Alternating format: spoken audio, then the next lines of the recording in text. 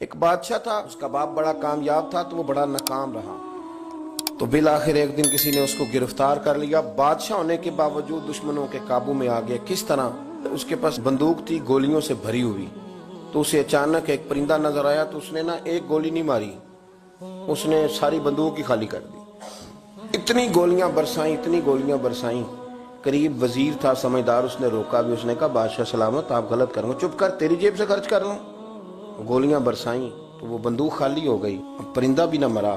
واپس نکلے تو دشمنوں نے گھیر لیا، اسلحہ پاس کوئی نہیں تھا، گرفتار ہو گیا وزیر سمیت۔ تو کہا کہ وہ تم مجھے روک کیوں رہے تھے؟ تو اس نے کہا بادشاہ میری جرت تو نہیں، لیکن وہ جو آپ جس کو گولیاں مار رہے تھے وہ پرندہ نہیں تھا، پرندے کا سایہ تھا، آپ نے سائے پہ ہی ساری بندوق خالی کر دی، سوچا سمجھے نہیں، اتنی جلد بازی کی آپ نے کہ پرندہ بھی نہیں سایہ تھا، آپ نے گولیاں مار دی۔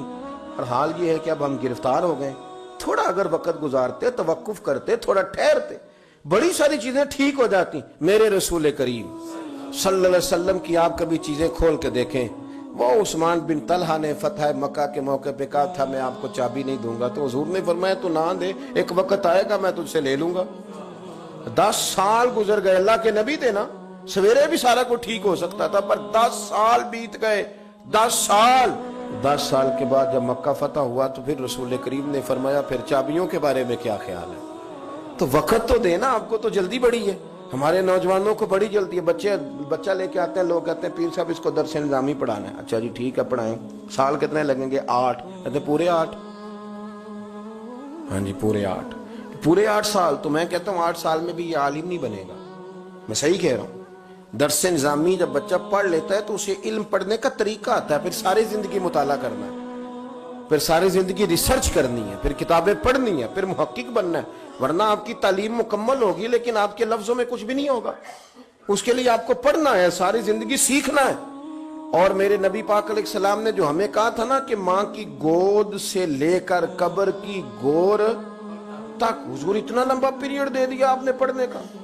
ہمارے ہاں تو جو بندہ 6 مسئلے کل سن لیتا مفتی اعظم ہو جاتا ہے، اگر 2-4 اردو کی کتابیں بھی وہ سیدھی پڑھ گیا تو پھر وہ کہتا ہے مولویاں نو کی پتا ہوئے، تو میں نو پتا ہے سارا، سیدھی پڑھنے لگ گیا نا، ذرا صحیح لائن پوری پڑھ لیتا ہے تو اب کہتا ہے مولویاں نو چھوڑیں آپ، یہ جلد بازی ہے، اس سے آپ کی طبیعت تکلیف، زندگی میں ٹھہراؤ پیدا کریں، تھوڑا روکیں۔ اور میرے ابا جی کہا کرتے تھے پتر وٹا بھی کدھر پیار اب صحیح پارا ہو ہی جاندہ ہے، لیکن اگر وہ کھڑا نہ ہو، کبھی ادھر بھاگے تو پھر تو جو ساتھ وزن ہوتا ہے وہ بھی اتر جاتا ہے۔ جلد بازی نہیں کریں، بھاگے نہیں، کبھی بھی آپ بغیر اطمینان کے اپنی زندگی نہ گزاریں، سکون میں رہیں۔ آپ اس دین کے ماننے والے ہیں جو بڑا ہی میٹھا ہے، جو بڑا ٹھنڈا ہے، جس کے اندر راحت ہے، جس کے اندر سکون ہے، جس کے اندر خوبصورتی ہے۔ امام مالک رحمۃ اللہ تعالی علیہ بڑے خوبصورت آدمی تھے، تو دور دراز سے لوگ ان سے ملنے آتے تھے، دور دراز سے جو لوگ ملنے آتے تھے تو ایک درویش ان کی خدمت میں حاضر ہوا کرتے تھے، شیخ یحییٰ ان کا نام ہے۔ تو وہ فرماتے تھے کہ ہر بندہ سوال پوچھتا تھا تو میں چپ کر کے بیٹھ جاتا تھا۔ مجھے کسی نے کہا کہ آپ کیوں نہیں کوئی بات پوچھتے؟ تو میں نے کہا مجھے مزہ لینا ہے اپنے شیخ کا۔ کہا وہ کس طرح؟ کہنے لگے دیکھنا وہ خود پوچھیں گے کیسے آئے ہو، کہاں سے آئے ہو، کوئی بات تو نہیں کرنی۔ تو کہتے ہیں یہ تو مزہ تب آئے گا نا جب چپ کر کے بیٹھیں گے۔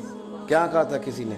چپ کر سیں تے موتی مل سن، تے ذکر کریں تے جے پاگلا مانگو رولا پاویں، نہ موتی نہ ہیرے۔ تو ہم تو شور سے چیزوں کو جیتنا چاہتے ہیں، تو شور سے چیزیں جیتی جا سکتی، جتنی طلاقیں ہوتی ہیں جلد بازی کی وجہ سے ہوتی ہیں۔ اگر تھوڑا اطمینان ہو جائے، تھوڑا سوچیں، تھوڑا پرکھیں، آزمائش میں نہ پڑیں۔ قتل کیوں ہوتا ہے؟ غصہ بڑا تھا، میں نے اپنے ہاتھوں سے سزا دینی تھی، میں نے یہ انتظار ہی نہیں کیا کہ رب بھی تو سزائیں دیتا ہے نا، قیامت کو بھی تو عدالت لگنی ہے نا۔ تو وہ جلد بازی، تلخی ہمارے مزاجوں کی، اس نے ہمیں بڑی ساری جگہوں پہ پریشان کیا ہے۔ اس لیے حضرت ابوبکر صدیق اپنی زبان پکڑ کے کہا کرتے تھے کہ تو نے مجھے بڑی تکلیف دی ہے، کاش تو ٹھیک ہو جائے تو میرے لیے آسانیاں ہو جائیں۔ تو جلدی کرتی ہے بات کرنے میں، تو اذیت دیتی ہے تو میں بھی اذیت میں آ جاتا ہوں۔ ورتل القرآن ترتیلا، یارو ذرا ٹھہرو، ذرا رکو، ذرا سجدہ کرو تو ذرا خوش ہو کے کرو، درود شریف پڑھو تو پھر کیا ضرورت ہے تیزی سے صلی اللہ تعالی وسلم کہہ کے گزرنے کی، ذرا سکون سے پڑھو، سوچ کے پڑھو کہ کس کی بارگاہ میں سلام عرض کر رہے ہو، ذرا رک کے پڑھو، جب ذکر کرو تو ذرا اس کا ذائقہ لو، جب بات سنو تو اس کا لطف لو۔ جلد بازی آپ کو پریشان کرے گی، خراب کرے گی، چیزیں بگڑ جائیں گی۔ اللہ ہمیں اپنے محبوب کا صدقہ